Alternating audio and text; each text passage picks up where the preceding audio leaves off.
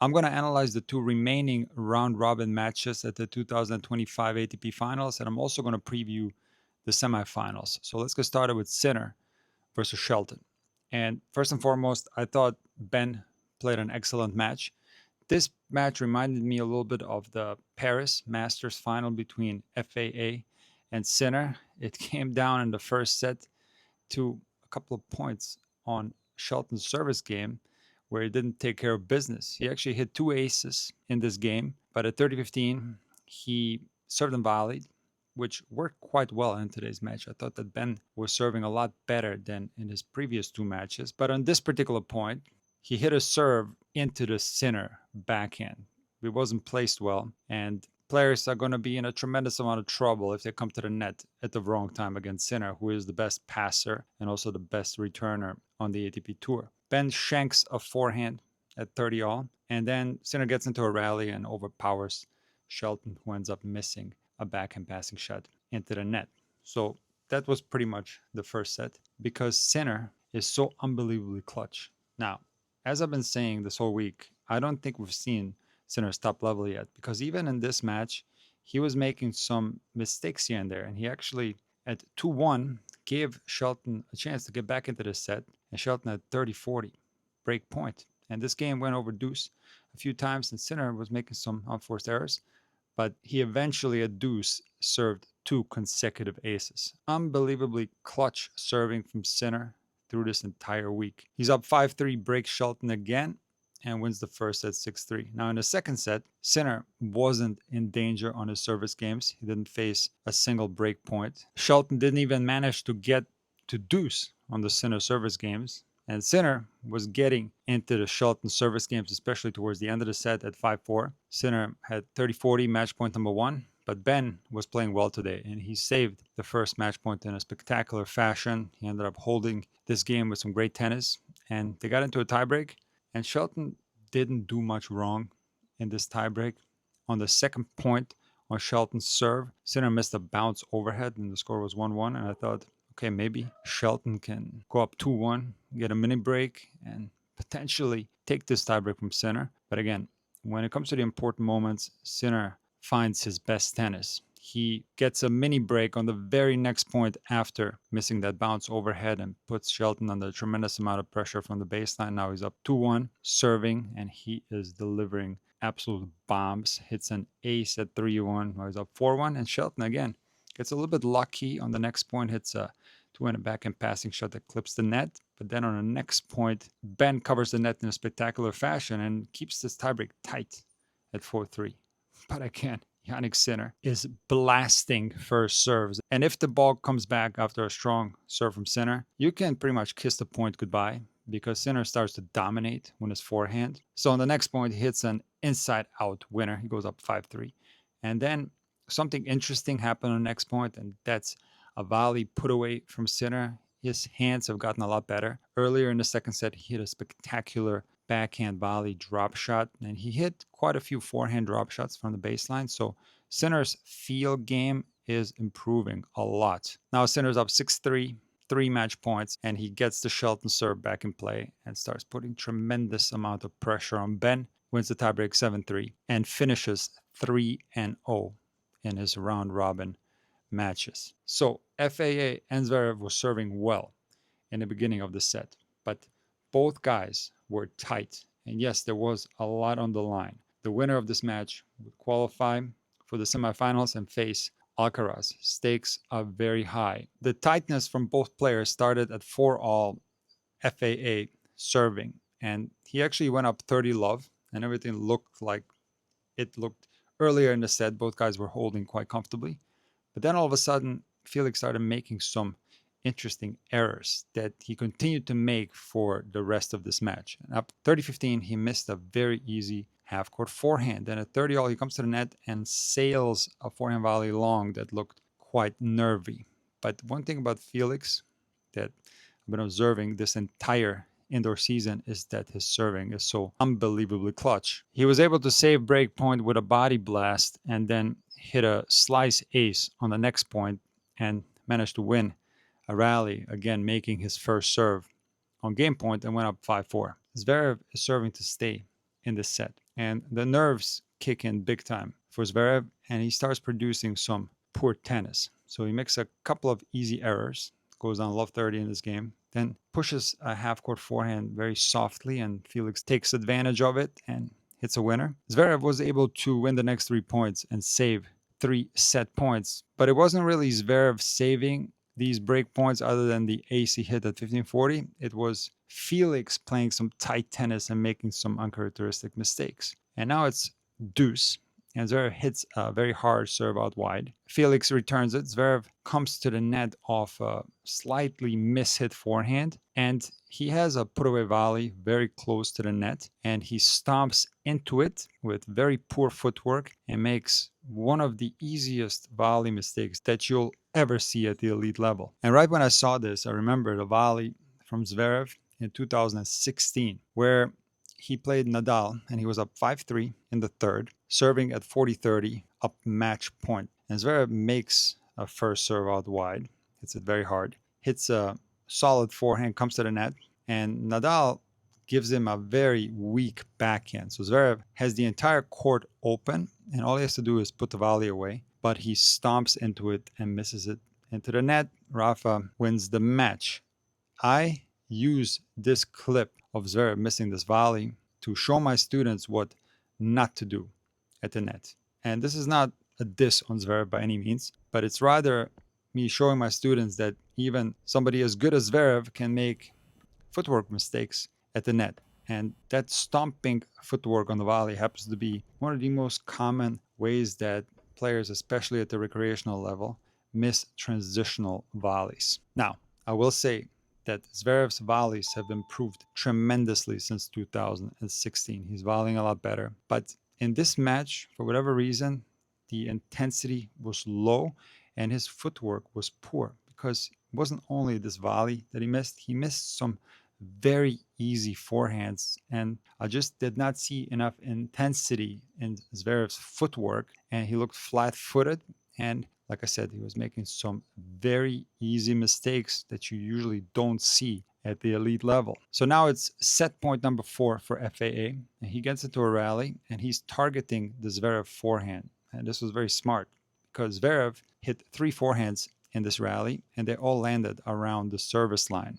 And on the third one, Felix decided to go for his forehand and hit a clean winner, winning this first set 6-4. So from 4-all in the first set until the tiebreak in the second set, this was by far the worst tennis that we've seen so far at the ATP Finals. And interestingly, FAA wasn't able to get the lead on Zverev. He had many breakpoint opportunities throughout the set, but couldn't get the break. But the same goes for Zverev. He had many breakpoint opportunities on the FAA serve, but both players ended up holding, getting into a tiebreak. But again, the level of tennis was not high. It was Felix who was spraying some forehands, especially ones inside out. He was missing them wide, he was missing them long. And Zverev, on the other hand, was missing easy forehands. And it was clutch serving that bailed both players out in this set.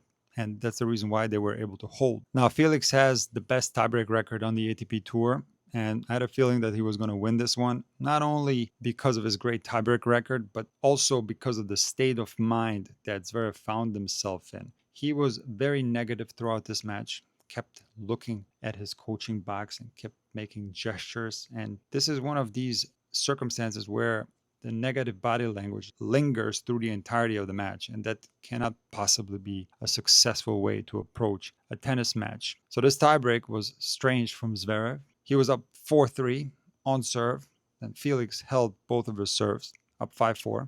And Zverev, on both of the next points, misses an easy ground stroke and basically gives this tiebreak to FAA. A couple of remarks on this match. First and foremost, Felix is the second best indoor player. If we are looking at the indoor season past the Shanghai tournament, he's been incredibly consistent and incredibly clutch, and he's going to be a dangerous opponent for Alcaraz. When it comes to Zverev, he also started playing a lot better in the indoor season, making the Vienna final, making the Paris semifinal. But unfortunately, this match displayed some of the problems that Zverev has.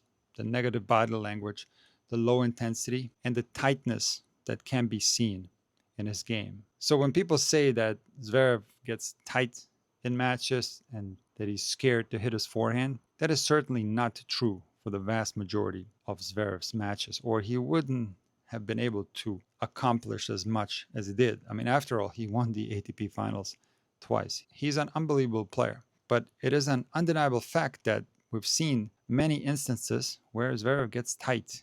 Even in this indoor season, in the match against Medvedev, he got a little bit tight on his second serve and was hitting very soft. And in some matches, especially in the match today, he can leave his forehands short. There is no doubt about that. But then when you look at how Zverev played in the Vienna final, I didn't see any of that. He was playing very aggressive and took Yannick Sinner, who was the indoor king, to 7-5 in the third. So what's causing Zverev to get so tight? I have absolutely no idea. But certainly the body language has been very negative this year, especially in this loss to Felix. And also, I'm noticing in Zverev interviews that he's very self-deprecating. And while self-deprecation for players that are already retired is something that I find charming in some instances, players get a little bit out of shape and they talk as if they can't play tennis at all anymore. And I find that charming, even though it's absolutely not true. But I don't recall champions being self-deprecating. Take a look at the best players in recent times, the big three, Sinner and Alcaraz. These players are not arrogant at all. But I've never heard any of those players to be self-deprecating, to say things like, I am untalented and I'm not good at certain things. They all have an aura of confidence around them, and they're generally positive when speaking about themselves in interviews. So this has been Zverev's worst season in a long time, and if this trend continues, I don't think that we're going to see the same Zverev that we've seen in previous years. For example, last year, Zverev had one of the best seasons that he's ever had. He was very close to getting that Grand Slam title at Roland Garros against Alcaraz. That was a very close 5-set loss. And whatever happened to him in that Australian Open final put him in a negative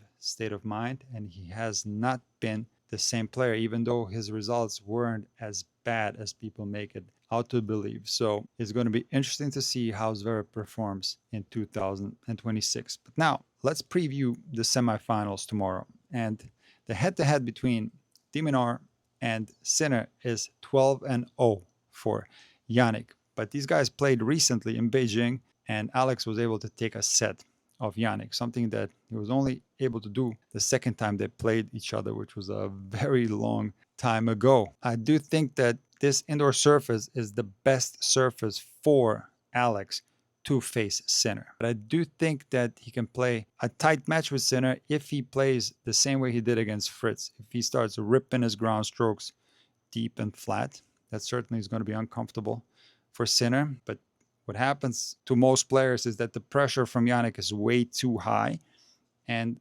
it's very difficult, if not impossible, to play perfect tennis. So every player, including Yannick, by the way, will make a few unforced errors here and there. You can't play a match perfectly. Errors are part of tennis. But Yannick takes these opportunities where players dip a little bit in their own service games, and he breaks. And I do believe that he's going to manage to get breaks in both sets tomorrow, and he's going to handle Alex. Now, when it comes to FAA against Alcaraz, Alcaraz is 4-3 in the head-to-head. But it's very interesting because Felix was up 3-0 in the head-to-head to Alcaraz, and Alcaraz won the last 4 times they played each other. Now, these 4 times that Alcaraz destroyed FAA was all on surfaces that are not that suitable for FAA. And it makes sense why he had low chances. So twice at Indian Wells and then on clay, I don't see many chances for Felix to beat Alcaraz. But in 2022, that's the last time these two guys played indoors in Basel, and Felix comfortably beat Alcaraz. Now, some of you guys might think, that was young Alcaraz. He wasn't any good then. He got a lot better.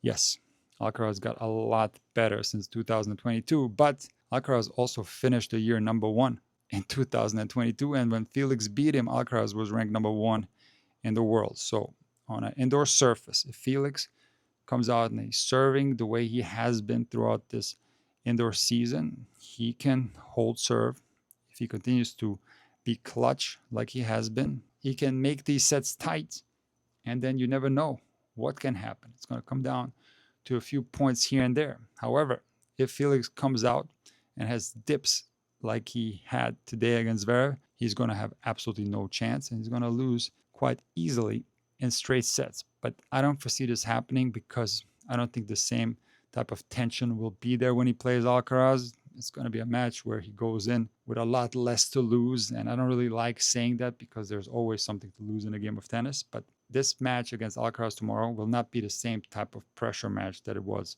against Zverev. So I do think that that semifinal is going to be potentially an interesting one. It very much depends how Felix plays. And I do expect Alcaraz to bring his top level. And as I said prior to this tournament starting, I do think that it's going to be Alcaraz Sinner in the final, with Sinner taking the title and completing his indoor rampage.